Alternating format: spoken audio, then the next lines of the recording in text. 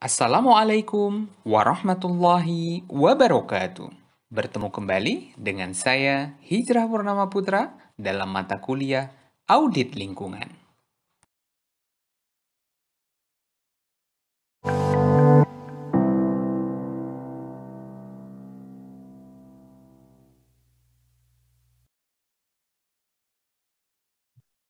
Eh, yang kedua, prinsip dan proses audit lingkungan. Ada apa di dalam proses ini? Ya. Nah, kita akan lihat.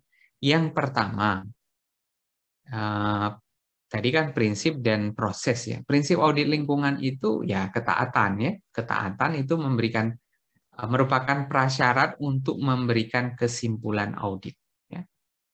Sesuai atau tidak, serta memungkinkan auditor bekerja secara independen untuk mencapai kesamaan kesimpulan pada situasi yang serupa. Tadi kan kita bilang di dalam ruang lingkup. Jadi kalau ada nih perusahaannya ini banyak uangnya, minta nih ada perintah audit dari DLH untuk perusahaan logam tadi. Saya datang karena diminta oleh kliennya adalah DLH tadi. Tapi saat bersamaan si perusahaan ini nggak percaya. Saya nggak bisa percaya dengan suruhan dari DLH. Misalnya, saya minta lagi, Tarek, kamu kan punya kompetensi nih, Tarek. Boleh nggak kamu audit lagi perusahaan saya bersamaan dengan audit yang dilakukan oleh Pak Ijra? Jadi dua bareng nih. Waktunya kan sama kan? Nah, berarti apa? Syaratnya, kriterianya harus independen sama-sama. Waktunya, datanya disediakan. Kemudian dibandingkan. Ketemu nggak kesimpulan yang sama? Harus ketemu kesimpulan yang sama. Karena dilakukan pada saat yang sama, menggunakan kriteria yang sama. Karena apa? Karena si pelaksana audit itu harus punya kode etik. Harus profesional. Yang jelas. Penyajiannya objektif, tidak subjektif. Kalau subjektif pasti akan beda. Saya feelingnya berbeda dengan feelingnya Tarek. Ya. Bisa berbeda hasilnya. Profesional tadi hubungannya sama kode etik juga. Independen, tidak ada tekanan apapun. Tarek, ini kan saya yang bayar. Kamu harus sediakan hasil kesimpulan yang baik. Nggak bisa, harus independen, harus objektif. Kemudian pendekatannya berdasarkan bukti. Lah, wong buktinya sama, datanya sama, kriterianya sama, cara ngolahnya sama. Pasti akan ketemu hasil yang sama. Berarti ini adalah menjadi prinsip-prinsip audit yang harus dilakukan. Nah, bagaimana prosesnya? Prosesnya seperti apa? Nah, ini prosesnya teman-teman. Proses pelaksanaan audit lingkungan, mulai dari persiapan dulu, perencanaan dulu. Kayak ini sekarang kan? Oh, auditornya siapa? Auditinya siapa? Kliennya siapa? Ini harus jelas dulu. Eh, Siapa yang akan diaudit? Nah, ini direncanakan semuanya sehingga ketemu timeline waktunya. Oh, saya auditnya nanti saja, Pak. Saat saya agak slow nih. Ini sekarang lagi agak sibuk sih. Nah, nggak bisa. Audit harus jelas kapan waktunya untuk disiapkan supaya bisa ketemu dengan siapa, data apa saja yang dibutuhkan. Jadi, persiapan. Well prepare ini akan menentukan hasil. Jadi, perencanaan yang baik akan sangat menentukan hasil yang baik pula.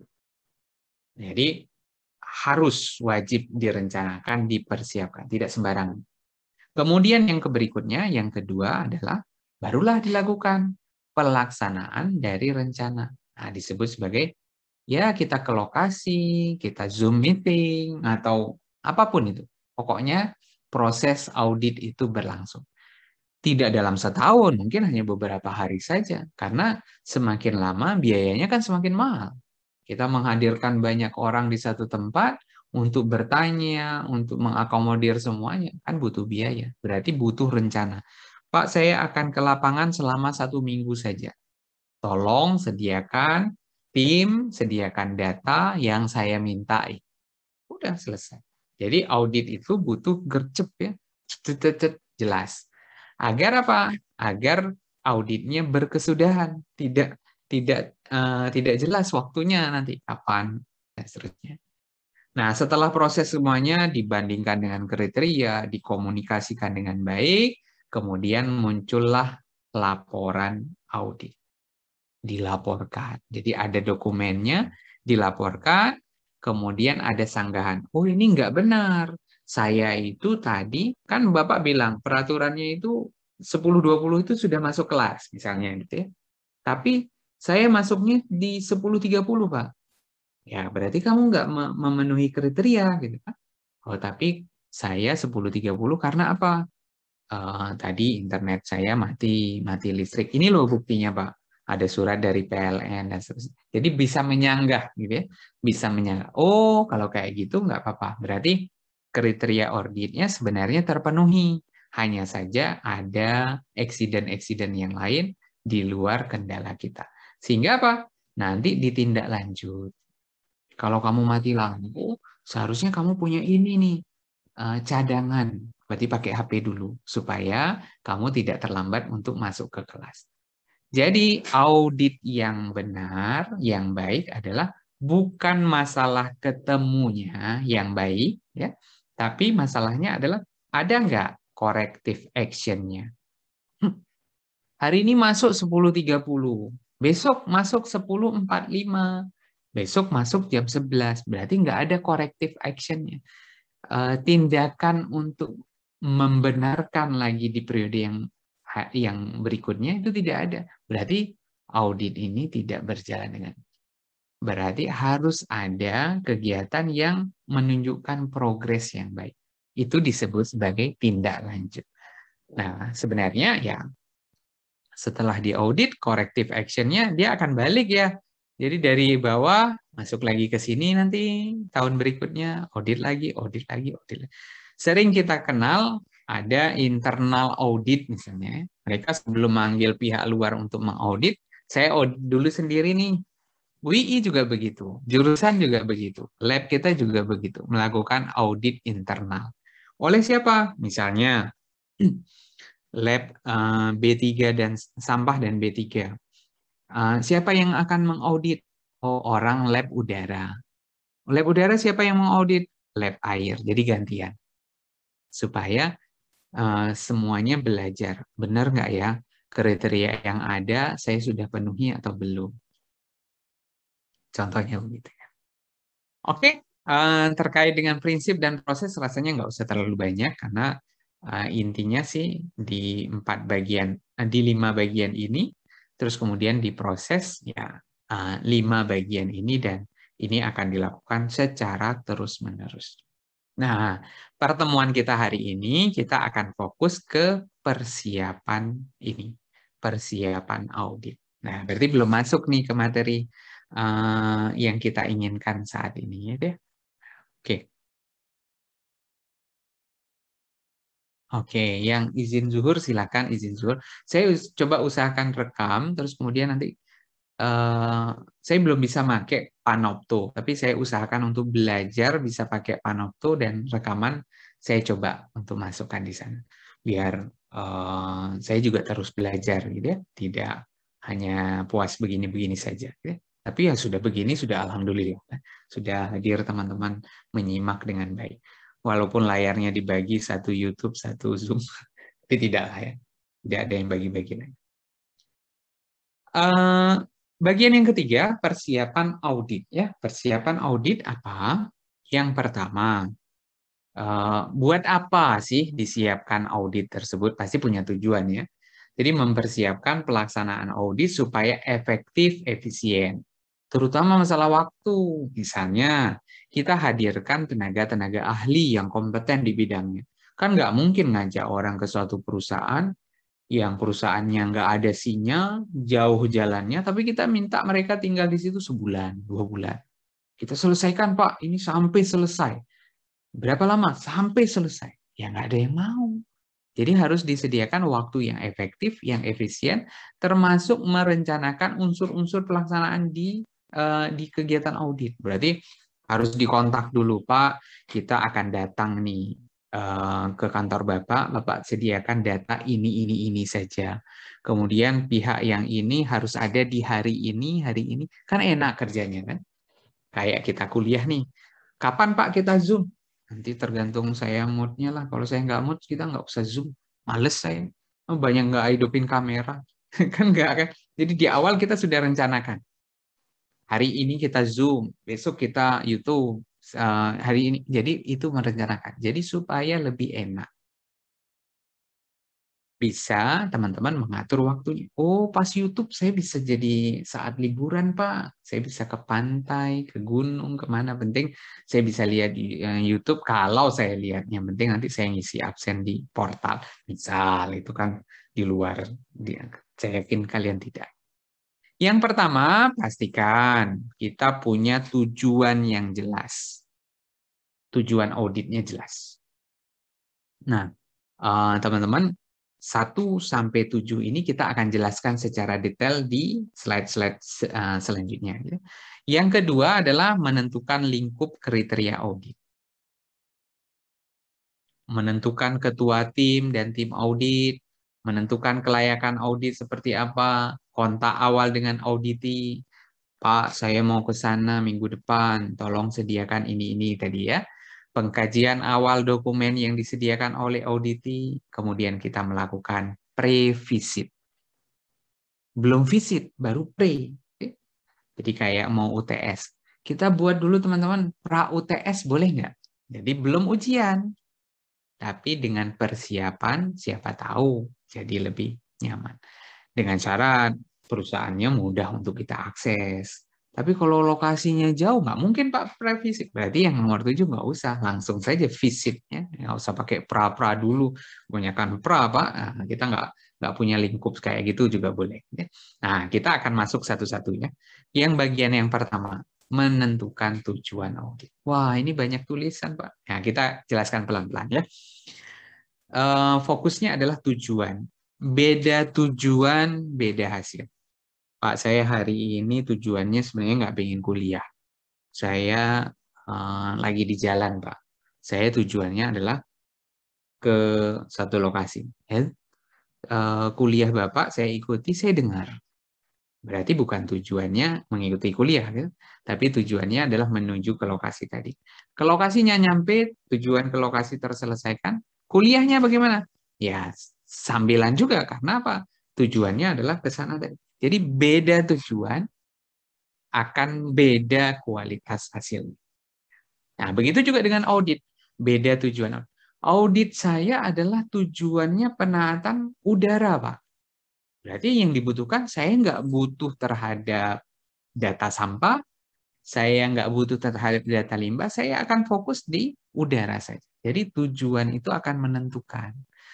Nggak semuanya dipukul rata. Misalnya contohnya gitu ya, contoh tujuan yang ada misalnya Pak, menentukan apakah perusahaan saya itu sudah menerapkan ISO 14001 belum? Oh, berarti apa? Tujuan auditnya fokus saja ke ISO. Buka klausul-klausul ISO itu butuhnya apa? Oh, data A, data B, data C. Udah fokusnya di situ. Contoh yang berikutnya, yang kedua. Oh, perusahaan saya pinginnya mau tahu, Pak, peraturan perundangan yang berlaku saya sudah penuhi atau belum. Ya sudah, nggak usah cerita macam-macam. Nggak usah cerita ISO, nggak usah cerita konsumen, pokoknya saya taat sama peraturan apa? B3 cari peraturan yang terbaru, udara cari peraturan yang terbaru, atau perda yang terbaru, dan seterusnya. Ya fokusnya ke peraturan saja. Nah, ada juga yang tujuannya adalah menentukan apakah kegiatan operasi saya ya itu sudah sesuai dengan persyaratan lingkungan yang telah ditetapkan dalam izin. Karena saya ingin izin. Saya Pak ingin sekali buat izin pembuangan limbah hasil olahan saya itu ke sungai. Tapi syaratnya saya harus melakukan audit dulu terhadap bangunan pengolahan air limbah saya. Ya sudah, fokusnya di situ saja, nggak usah kemana-mana. Jadi enak jadi auditor. Pak, tujuannya apa? Oh, tujuan semua. Ya, berarti kita tinggal hitung. Tarif kita lebih mahal, Pak, ini. Karena ada bagian 6. Kalau satu saja sekian. Ya, kayak inilah. Kayak kita ke tempat makan, Pak. Ini mau topping apa? oh toppingnya coklat saja. Akan beda harganya kalau topping coklat keju, apalagi tambah pisang, apalagi tambah yang lain gitu. Jadi customize. Jadi audit itu sangat enak teman-teman. Jadi jelas kita kerjanya, jelas pembayarannya, jelas waktunya, jelas timnya, dan seterusnya. Kemudian contoh dan contoh-contoh seterusnya. Jadi harapannya tujuan ini menjadi jelas dulu di awal. Nah, kalau jelas tujuannya, ini berikutnya jadi lebih mudah. Ada yang ingat tadi yang kedua apa ya? Lupa ya. Tadi belum catat, Pak. Kedua apa tadi ya? Ada yang ingat? Menentukan lingkup dan kriteria audit. Betul sekali. Laili, terima kasih sekali sudah menjawab ya. Jadi setelah tujuannya jelas, berarti yang kedua kita jadi lebih mudah teman-teman. Tujuannya saya hanya untuk ISO saja. Berarti menentukan lingkup dan kriteria audit, saya hanya pakai yang ISO saja, Pak. Saya nggak pakai regulasi, saya nggak pakai B3, saya nggak pakai apa. Saya hanya pakai ISO saja. Ya, cek SNI yang hubungannya sama ISO. Apa saja yang ditanya di situ? Ya, itu yang saya pakai untuk kriteria audit saja. Oh, Pak, kami ingin ISO, tapi lingkup ISO saya itu hanya di ini saja, Pak. Di pengolahan air limbah. Oh, berarti lingkupnya hanya air limbah saja. Berarti sangat jelas ya. Tujuannya jelas, lingkup yang dipakai. Eh, tujuannya air limbah. Nggak mungkin kriteria auditnya pakai B3. Pasti harus jelas. Kecuali keseluruhan. Keseluruhan berarti kita pakai semua. Air limbah masuk, udara masuk, B3 masuk, sampah masuk. Jadi sangat tergantung lingkup audit. Nah, tapi pertama kali harus tujuannya. Jadi sangat enak ya. Kita datang ke perusahaan itu, tanya, Pak, ini tujuan auditnya apa? Oh, tujuannya begini, Mas. Tujuan A. Oh, berarti lingkupnya A, kriterianya A. Agar nyambung. Nah, sangat-sangat jelas ya. Nah, kriteria audit yang dipakai, ya tadi. Regulasi, peraturan, SNI, Capman, PP, dan seterusnya. Jadi, kenapa di awal-awal kemarin ada aspek hukum gitu ya. Walaupun Cipta Kerja, kemudian PP 22 kita belum bahas gitu, di dalam video. Tapi auditor lingkungan itu akan sangat erat hubungannya dengan regulasi. Jadi siapa yang hari ini ikut kelas audit lingkungan tapi merasa pas kelasnya hukum lingkungan males-malesan, ini agak bermasalah. Tapi nggak semuanya harus dihafal, teman-teman ya. Jadi nanti di pertemuan selanjutnya kita akan belajar bagaimana melihat kriteria audit. Macam-macam metodenya, tapi saya akan pakaikan ke teman-teman praktek kita metode yang sederhana banget dari list aturan yang kita punya. Karena nggak perlu ribet-ribet lah. Yang penting audit kita sesuai dengan yang ada, kita pakai standar minimal, tapi bayarannya maksimal. Bayarannya jangan minimal, harus maksimal. Pak Ijra uang-uang terus nih. Ya, itu kan salah satu dampak dari aktivitas yang kita lakukan dengan benar. Gitu. Tujuan jelas, lingkup dan kriteria jelas. Ketiga apa? Tentukan tim audit, Pak. Nah, harus jelas nih. Mana kok nggak muncul? Ini dia. Harus jelas. Berarti ketua dan tim auditnya akan menentukan. Oh, kok ini di belakang, Pak? Kan Pak Iza seharusnya sudah punya anggota dan tim dulu. Tidak juga. Kalau tujuan sama lingkupnya belum jelas, kita belum bisa menentukan tim kita. Misal yang ternyata gambaran kita udara. Ternyata mereka semua diminta. Semua komponen lingkungannya diminta dibahas. Sampah masuk. Berarti saya harus pakai tim audit sampah. Udara diminta. Berarti harus ada tim audit udara. Jadi akan sangat menentukan dari tujuan. Jelas ya? Jadi ketua dan tim audit ini harus jelas. Di samping harus ada persyaratannya terutama ya. Misalnya ada ketua tim auditor, lewat kompetensi yang ada. Harus dia sudah pernah ngikut ini, harus ada sertifikasi, itu pastilah. Tapi artinya di dalam proses ini, pemilihan ketua dan tim ini dilakukan setelah tujuan jelas, lingkup dan kriteria juga jelas. Nomor 3, gitu ya. Nah, kita lewat, ya. Ini kita lewat juga. Yang penting kita paham dulu terkait dengan proses tadi. Ini peran dan tanggung jawab aktivitas ketua apa saja. Oh, ini konsultasi dengan klien, mengumpulkan latar belakang, membentuk tim audit. Nggak perlu dihafal. Ini teman-teman sudah dapat materinya dan saya yakin ya seperti ketua pada umumnya lah, bertanggung jawab terhadap jalannya audit dan tim yang bekerja di proses audit itu sendiri. Begitu juga dengan tanggung jawab anggotanya. Anggotanya ngapain? Oh, mendukung, membantu, mematuhi aturan dari ketua audit, merencanakan prosesnya secara objektif sesuai dengan bidang auditnya masing-masing. Ada anggota yang fokusnya ke air, ada anggota yang fokusnya ke udara, ada anggota yang fokusnya ke limbah B3. Tinggal dibagi-bagi. Oke, jelas ya? Baik. Selanjutnya, yang keempat, ada yang masih ingat? Kelayakan bukan, Pak? Apa? Kelayakan. Kelayakan, betul sekali, kelayakan. Jadi, setelah kriteria ditentukan, lingkup ditentukan, tim ditentukan, nah kita akan berbicara layak. Sebelum dipraktekkan, kita harus mengaudit kriteria kita menurut ISO tadi itu, misalnya informasi yang cukup dan sesuai dengan perencanaan audit, kerjasama yang cukup dengan auditi, waktu, biaya, gitu-gitu ya. Jadi fasilitas. Dan saya mau audit Pak ke pabrik gula, misalnya gitu ya. Silakan Mas diaudit dengan waktu itu sekian, bulan ini sampai bulan ini. Kita tentukan.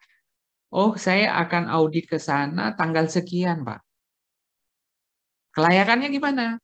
Kita akan lihat apakah pabrik gula tersebut beroperasi atau tidak. Loh, pabrik gula emang nggak beroperasi setiap saat? Ya, tidak beroperasi setiap saat. Saat tergantung dari musim panen karena yang dipakai adalah tebu, tidak setiap hari. Seperti pabrik semen dan seterusnya. Berarti apa? Kita harus menentukan dulu, layak dilakukan dalam waktu tersebut atau tidak. Itu ya? Oke. Nomor 5. Nomor 5 apa tadi, Mas? Atau Mbak? Nah, ada yang masih ingat? Kontak awal dengan audit. Betul. Kan sambil lihat materi yang kemarin saya sudah kirim. Kontak awal. Jadi proses kontak ini juga penting ya. Supaya apa? Ada hubungan dulu. Baik itu formal maupun tidak formal. Sekarang kan udah gampang ya. Pakai WA itu sudah gampang. Kalau dulu kan pakai email, apalagi pakai fax, belum tentu juga diterima. Tapi kan sekarang WA. Sudah pakai Pak, sudah di WA centang 2 biru, tapi nggak pernah dibales sama dosennya. Wah, di PHP sama dosennya. Sekarang lebih mudah. Jadi kontak awal untuk menjamin bahwa proses selanjutnya jadi lebih mudah. Ini sangat diperlukan sebagai langkah pendekatan kita dengan audit. Terlebih yang menjadi klien audit ini bukan auditinya sendiri. Kayak tadi kasusnya industri logam tadi kan. Yang nyuruh itu DLH. Kamu ke sana audit. Kan yang disuruh biasanya nggak peduli ya. Pokoknya kamu harus. Nah, audit ini kan kamu merasa keberatan kan? Ya, nantilah, besoklah. Ini nggak ada datanya. Dan seterusnya. Nah, membangun komunikasi. Ini tugasnya ketua, kontak awal. Nah, setelah kontak awal, Pak, boleh nggak Pak, supaya audit kita nggak lama-lama? Mungkin ada Pak yang bisa saya acu referensi, misal Bapak punya website yang saya bisa lihat, gitu. Menjadi langkah yang keenam. Apa langkah yang keenam? Sebagai telaah awal dokumen yang ada. Kita kumpulkan nih, nggak pas tanya, datang kita pada saat visit, kita tanya apa? Pak, sebenarnya Bapak ini usahanya apa sih? Gitu. Kan nggak ada pertanyaan itu. Nah, kita tidak sedang wawancara tugas. Saya sering sekali ketemu sama mahasiswa, bukan dari UI untungnya. Saat teman-teman mahasiswa ini mau cari tahu tentang pengolahan sampah yang dilakukan oleh Project di Indonesia. Wah, ini iklannya. Tapi seringnya saya dapat mahasiswa begitu kita ketemu, udah susah-susah ngatur jadwal, pertanyaannya apa? Pak, kira-kira usaha ini sebenarnya tentang apa sih? Waduh, udah capek-capek mau buat kunjungan, terus kemudian pertanyaan pertama kayak gitu kan langsung nggak mood gitu. Jadi sebenarnya dia tahu nggak sih tentang perusahaan kita gitu. Jadi ada hal-hal yang nggak perlu ditanya. Nah sekarang saat ada kunjungan kayak gitu, saya selipkan ada satu link yang mereka harus baca dulu. Mbak, Mas, tolong baca dulu nih. Ada beberapa yang sering ditanyakan oleh teman-teman mahasiswa supaya kita bisa ngobrol hal yang lain. Nah, saya kasih. Karena belajar di sini, oh ternyata dokumen awal itu sangat diperlukan. Nah, berarti balik lagi ke auditornya. Mau baca atau tidak. Kan nggak enak pas kita lagi audit, lagi seru-serunya. Pak, saya ingin tahu tentang data ini. Kan data itu saya sudah kirim bulan kemarin, Pak. Bapak nggak baca ya? Kan nggak enak kan? Langsung zong kan? Oh, itu sudah ada, Mas, di data tadi. Wah, jadi nggak enak. Jadi auditor itu harus membangun komunikasi yang enak. Kita akan belajar juga teknik wawancara di pertemuan selanjutnya. Bagaimana sih wawancara yang enak? Supaya apa? Kan nggak enak yang wawancara tanya terus. Bapak, apakah Bapak pernah melakukan monitoring tentang air limbah? Ya, jawabnya kayak gitu aja. Terus kita ngarang lagi pertanyaan.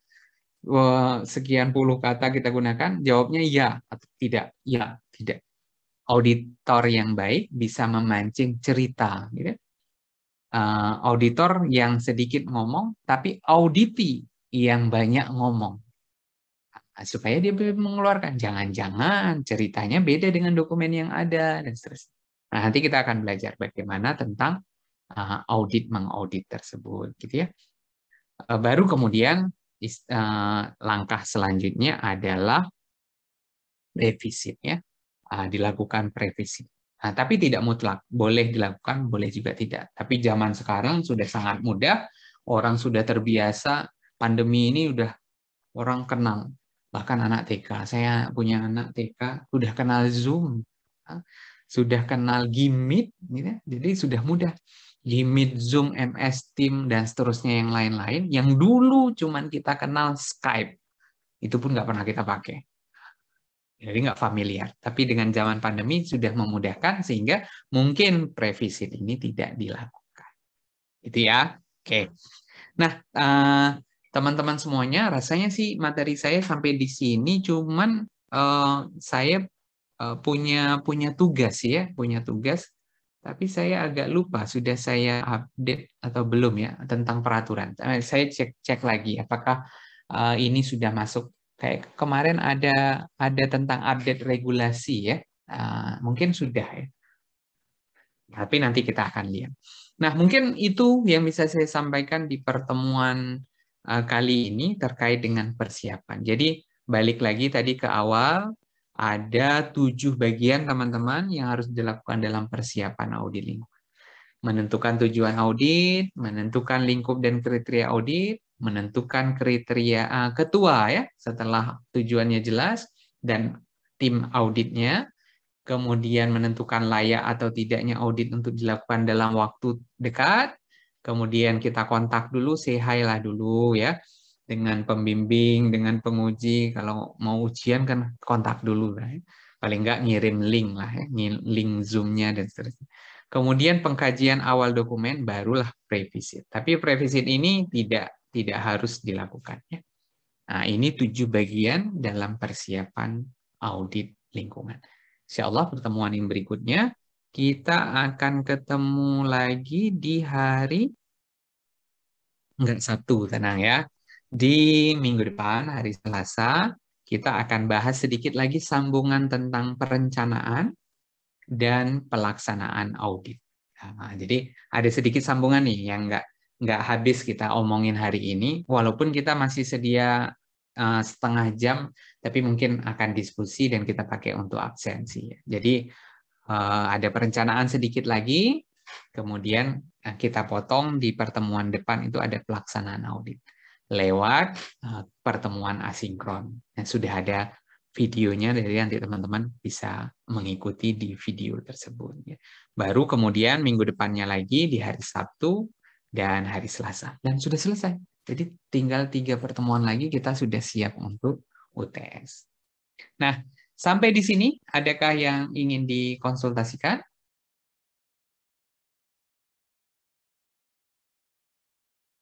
Ada pertanyaan? Nah, biasanya tidak ada ya. Oke, sebentar.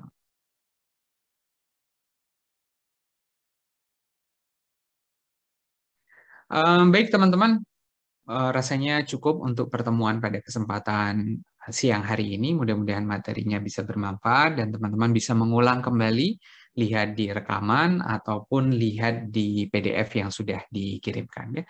Sebelum kita tutup, kita baca hamdalah bersama-sama dulu. Mudah-mudahan materi pada kesempatan hari ini bisa bermanfaat untuk kita semuanya. Alhamdulillahirrabbilalamin. Mohon maaf jika banyak kekurangan dalam penyampaian materi dan mudah-mudahan dapat diterima dengan baik dan kita ketemu lagi pada pertemuan selanjutnya. Wabillahi taufiq wal hidayah. Wassalamualaikum warahmatullahi wabarakatuh. Waalaikumsalam. Terima kasih.